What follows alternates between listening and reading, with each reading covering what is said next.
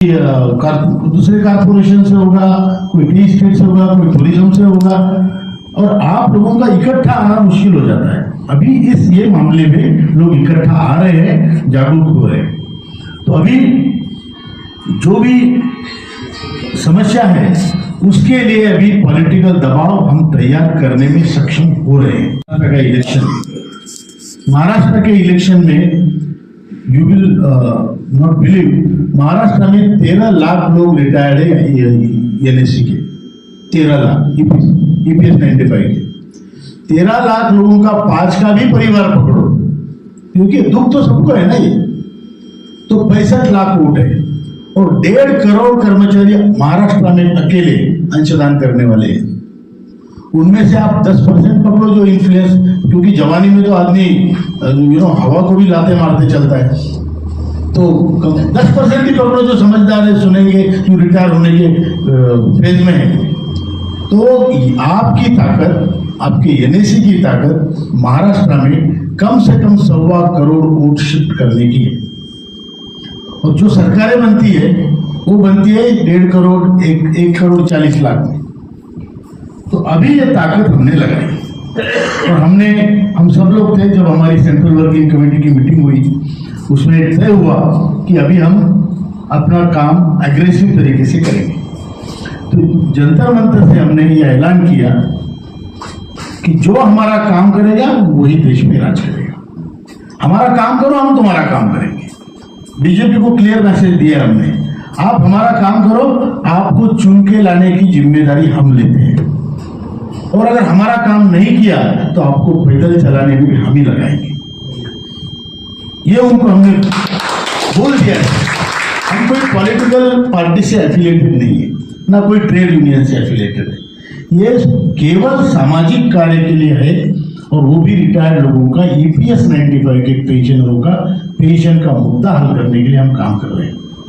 क्योंकि देश का बुजुर्ग, देश का बाप भूखा नहीं हो सकता। इतना ही नहीं, उसका मान सम्मान उसके घर में बढ़ना चाहिए, उसके गली में बढ़ना चाहिए। ऐसा नहीं होना चाहिए कि मैं बूढ़ा हो गया तो लोग मुझे लांग के जा रहे हैं, ऐसा नहीं होता है। हमारी संस्कृति में अगर किसी को पैर गलती से लग गया तो 3 बार पैर पड़ लेते हैं। ये तो लांग के जाते, कोई पूछता नहीं हमको। हम चाहते हैं कि ये ताकत इतनी बढ़े कि कल को किसी को इलेक्शन में भी खड़ा है तो आपकी परमिशन के बगैर, आपके पैर पड़े बगैर उसकी जीत निश्चित ना हो। ये ताकत आपको हम देना है। पूरे भारत के वृद्ध समाज को, वृद्ध समाज, ज्येष्ठ समाज, उसको ये ताकत मिलनी चाहिए, तब उसका वजन घर में बढ़ेगा, गली में बढ़ेगा। ऐसे कोई भी हमें लात मार के चला जाए या हमें लांग के चला जाए, उसकी हिम्मत नहीं होनी चाहिए। इसके लिए ये संगठन कार्यरत है। लॉन्ग टर्म गोल हमारा वही है, व्यवस्था परिवर्तन का गोल है।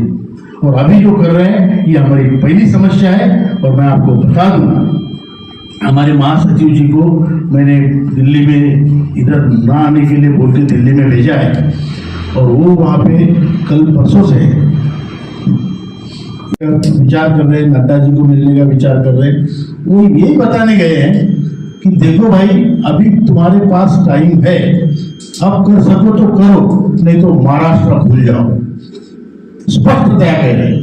और ये कहने का, ये कॉन्फिडेंस होने का कारण संगठन मजबूत है महाराष्ट्र में। अभी आप देखेंगे जितने दक्षिण भारत के राज्य हैं, उत्तर भारत के राज्य, अभी कल हम उत्तर प्रदेश, उत्तराखंड में थे, परसों उत्तर प्रदेश में थे, उसके पहले उत्तर प्रदेश, सभाएं भर भर के हो रही है।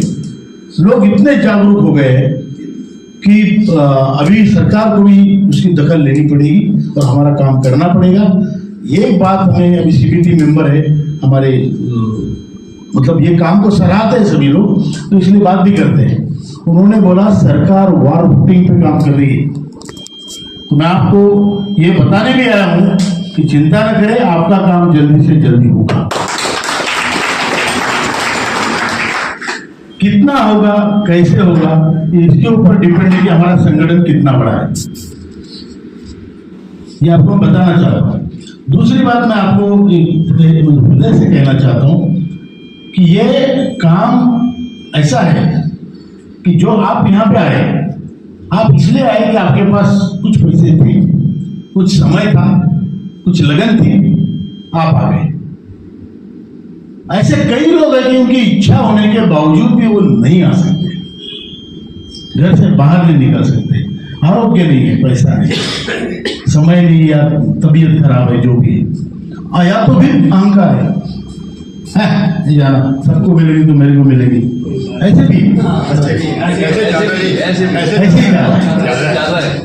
तो मैं क्या बोल रहा हूँ, जो लोग दुर्बल है, ये अहंकारी लोग भी दुर्बल ही है, वो सबसे ज्यादा दुर्बल है कि सबको मिलेगी तो मुझे मिलेगी, क्या जा रहा है, छोड़ो यार, कौन है वो, इस टाइप का कर सकते हैं।